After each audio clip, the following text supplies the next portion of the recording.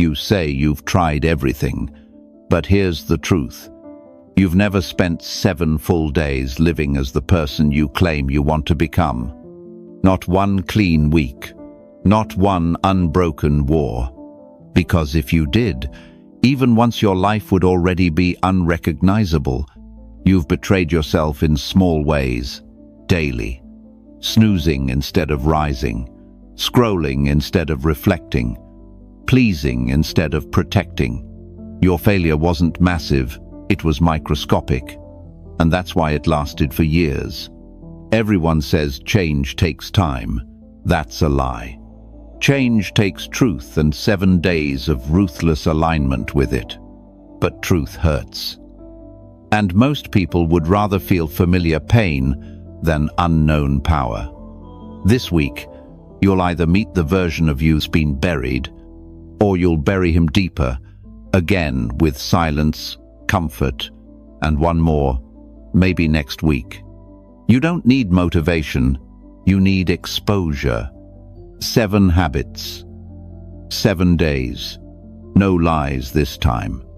That was the first revolt. Waking up early, not for productivity, for defiance. Most people think waking up at 5 a.m. is about getting ahead. That's cute. Waking early, truly early, is not a life hack. It's an act of war. Because the second your alarm goes off, the first voice you hear is not yours. It's the old self, the soft voice, the negotiator. It's too cold. You need rest. 5 more minutes won't hurt. And you believe it not because it's true, but because it's comfortable. That voice isn't tired. It's afraid. Afraid of who you might become if you didn't listen to it. The Stoics understood this better than we do. Marcus Aurelius wrote, "At dawn, when you have trouble getting out of bed, tell yourself, 'I am rising to do the work of a human being.'" That was his war cry. Not a quote for Instagram, a command to himself, from himself. Because every morning, even an emperor had to fight to rise. So who are you not to? The first time you wake at 5 a.m., you won't feel powerful. You'll feel groggy, useless, irritated. But that's the point. You are breaking something soft inside you.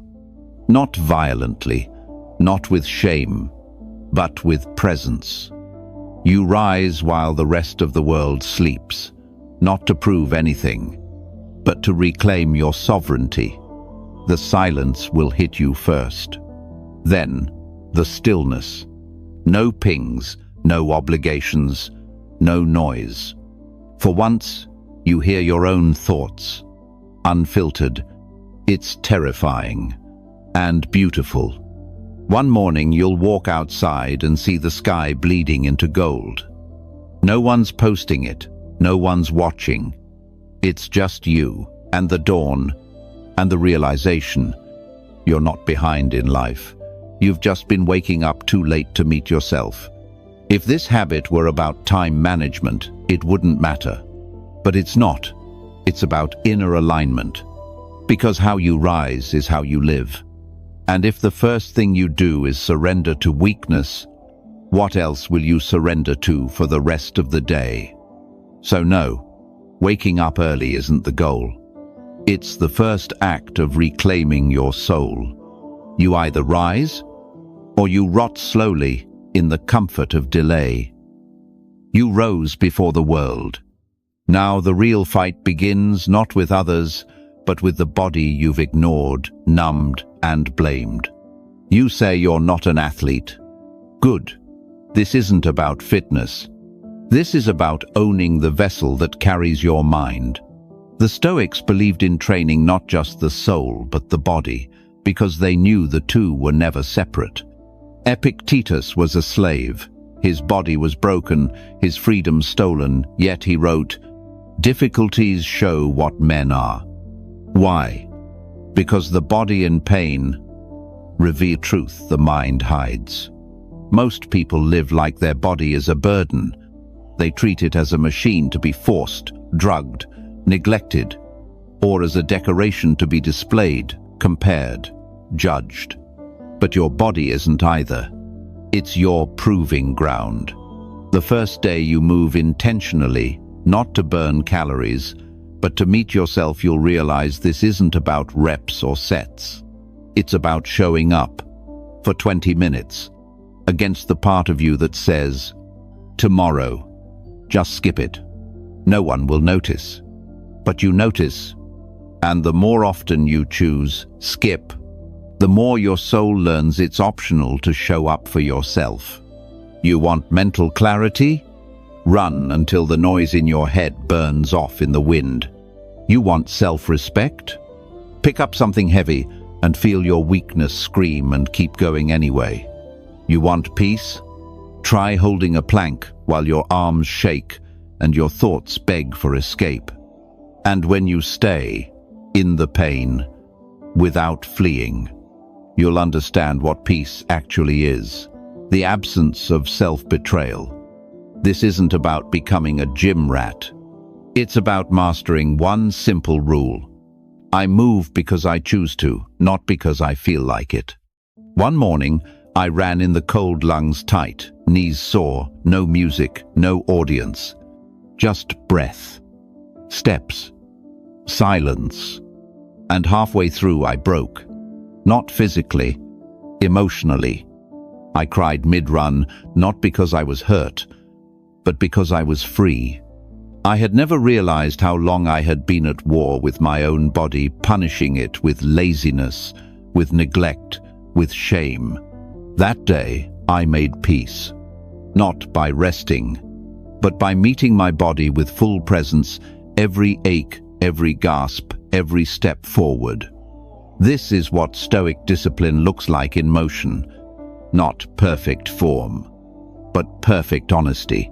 When your shoulders burn, and your breath shortens, and you want to stop, can you remain who you say you are? No one's watching. No one will clap. But if you push through, something shifts. Not in your muscles, in your mindset. You stop being the kind of person who needs motivation and become the kind of person who keeps their word under stress. That's not a workout. That's spiritual training. And your body is the dojo. So tomorrow, when your mind says, skip it, don't argue, don't explain, just move. Because every time you train, you teach your soul one thing: I will not abandon myself when things get hard. You've moved your body. Now it's time to confront the mind, the real battlefield. And you won't do it by talking. You'll do it by writing, not tweeting, not texting, writing in silence, with no filter, to no one but yourself. You think journaling is soft, romantic, maybe even a little weak. But if that's true, why are you afraid of it? Because, deep down, you know, your words reveal your wars. Seneca wrote to Lucilius not to impress, but to interrogate himself. Marcus Aurelius wrote Meditations as a private conversation, not for legacy, but for survival. That's what journaling is. Survival. You write or you rot. You excavate the lies, or you keep living them. The first time you sit in silence with a blank page, it'll feel like nothing. You'll fidget. Your hand will stall. You'll want to check your phone. That's your resistance speaking. That's the ego, panicking because it knows you're about to expose it. Don't try to be profound. Just write. Write the truth, even if it's ugly, boring, repetitive.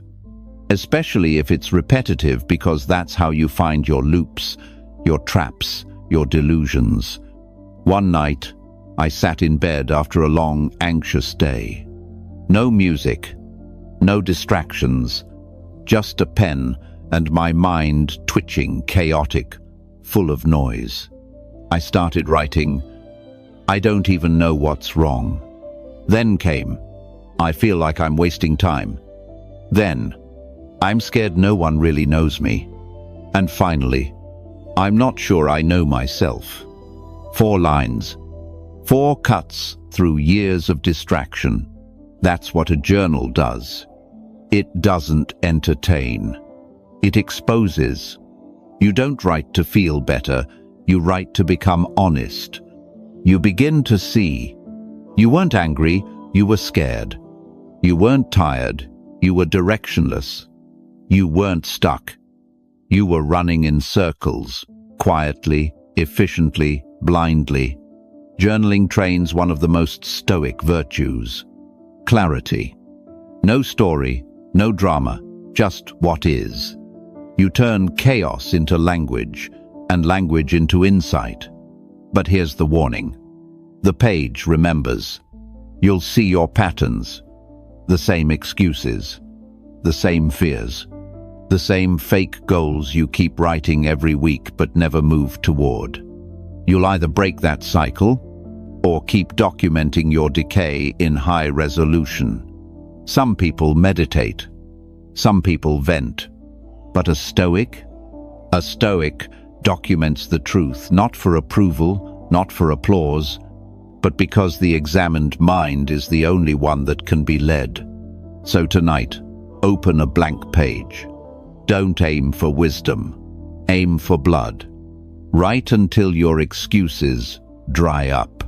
Write until your demons get bored. Write until your soul shows up, tired of hiding. And when it does, don't flinch. Don't apologize. Just write. Because you'll come to realize something brutal and beautiful.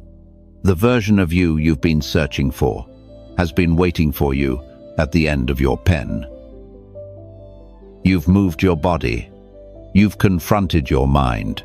But what about your instincts? What about the moment you open the fridge, not because you're hungry, but because you're anxious, bored, sad, or numb?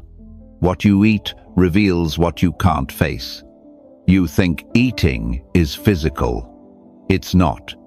It's deeply psychological. You're not shoving food into your mouth. You're shoving silence, emotion, tension. Most people eat to escape. Fast, distracted, standing up, scrolling, talking, consuming not just food, but stimulation. And yet they wonder why they feel so heavy, not just in body, but in soul. Mindful eating is not about calories. It's about confronting how much of your consumption is emotional camouflage. The Stoics didn't preach diets. They practiced restraint and presence. Epictetus said, "When we eat, let us eat. When we speak, let us speak." That sounds simple, but try it. Try sitting with your meal. No screen, no noise, just you and your hunger. You'll begin to ask, is this real hunger or emotional residue? Am I eating or avoiding? That question alone will terrify you. The first day I ate in silence, something strange happened. I tasted the food. No, really tasted it. A piece of fruit became a sensory map. A bowl of oats felt like warmth I hadn't allowed myself in weeks. Not because the food was special, but because I was finally present enough to receive it. I realized I had spent years eating in a trance. Not just overeating, but under-experiencing. Food became anesthesia, a delay button on emotion, a socially accepted form of self-disconnection. But when you slow down, when you chew with presence, you begin to see what the Stoics meant when they talked about temperance. Not bland restraint, but elegant control. One evening, I had a craving. Not for food, but for validation. Stress from work. Tension in my chest. I opened the cabinet, saw the chocolate, paused, then asked, will this fix the ache or just mute it? I made tea instead. Saturday down. Let the discomfort speak. And it passed like a wave. I didn't fight it. I just didn't feed it. That's what mindful eating trains. Not discipline for its own sake, but the ability to sit with sensation without escaping it. So don't just track your meals. Track your motives. The late-night snack. The lunch you inhale in 5 minutes. The constant grazing. Each is a message. You're not weak. You're just disconnected. And mindful eating isn't a fix. It's a reconnection. So tonight, eat like someone who finally respects the machinery of life. Taste. Pause. Notice how food feels not just in your mouth, but in your mood. And ask, am I feeding myself or numbing myself?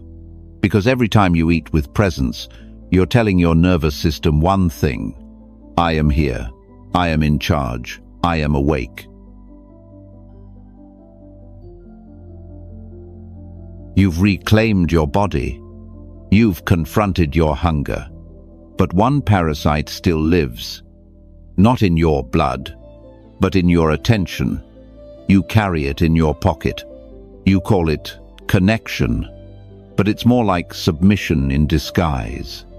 You say you want peace, yet the first thing you touch in the morning is a screen. You say you're tired but scroll until 2 a.m., feeding yourself noise. You say you're distracted, and yet you willingly invite 10,000 voices into your head every single day. That's not technology, that's mental slavery with good UX. The Stoics didn't have iPhones, but they knew one truth we've forgotten. You become what you give your attention to. Marcus Aurelius. And right now, you've given your attention to nothing real, and so you've become numb to reality itself. The modern world doesn't steal your time. It trades you dopamine for identity erosion. You click, you scroll, you react, and slowly, the gap between what you think and what you see collapses. Until you're no longer thinking, you're just echoing. Ask yourself, when was the last time you sat in silence? No music, no notifications, no feed. Can you even remember? I couldn't. Until one night, the Wi-Fi cut out during a storm. No signal, no scrolling. I sat there, itching like a junkie. No distraction, no stimulation. Just me and my untrained mind. And that's when it hit me. It wasn't boredom I was avoiding. It was myself. So I set the rule. 1 hour. No screens. No exceptions. The first few days were brutal. I felt like I'd lost something. In truth, I was regaining what I'd abandoned. My own consciousness. With that hour came strange miracles. I finished a book. I took a long walk and noticed a tree I'd passed for years but never seen.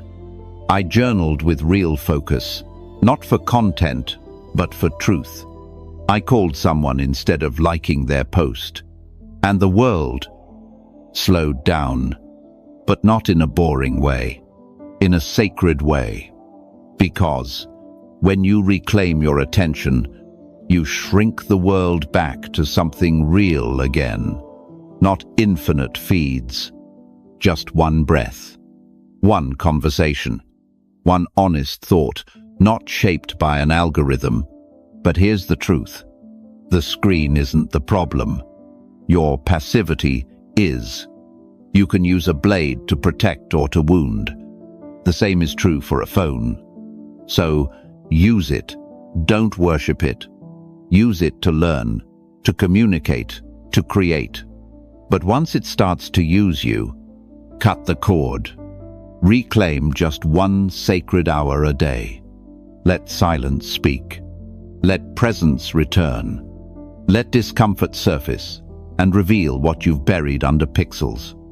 Because what you choose to look at every day is what you're silently choosing to become. And if you keep choosing distraction over depth, don't be surprised when your life feels shallow. Most people don't fear pain.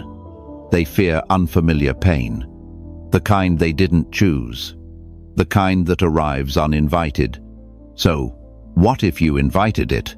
What if, for once, you stepped into discomfort deliberately, not because you had to, but because you wanted to know who you really are without comfort? Epictetus trained himself in this way. He warned his students, "Don't hope that events will turn out the way you want, but welcome whatever happens."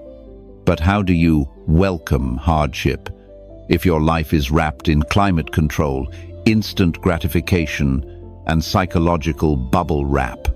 Answer: you rehearse discomfort. You make it your training partner, not your enemy, and it changes you.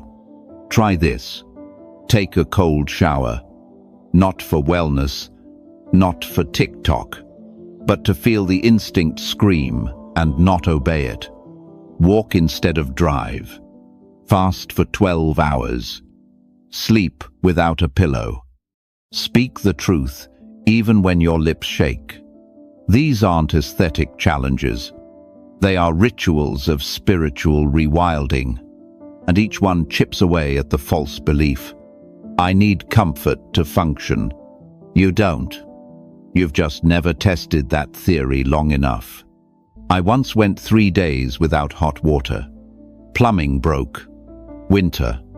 Every cell in my body begged for heat. The first shower? Agony. The second? Tolerable. The third?